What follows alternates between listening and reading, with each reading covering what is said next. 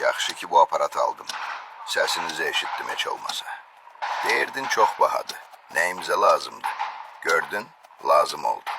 Yaxşı ki rayondasız indi. Bakı qan içindədir.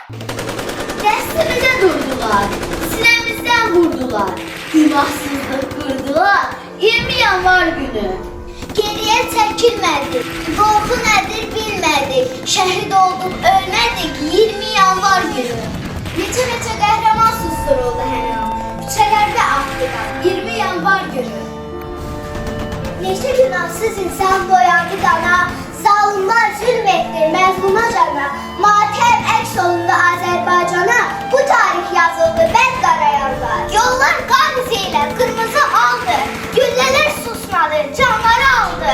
Allahım bu necə dəhşətli haldır, silinməz yazıldı bəd qarayanlar. Ana fəryadına dözmədi göyləm, buluddan ağladı ürəklər inəm, Fəvizə ilhamla şüllə yediləm, vağzalı çalındı bəd qarayanlar.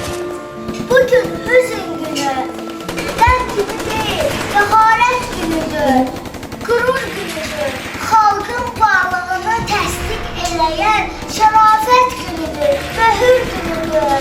Bugün öz qanı ilə yazdı bu millət, ən yeni tarixin sallanməsini, ucaldı müqəddəs şəhidləri ilə çatdırdı dünyaya haqqın səsini.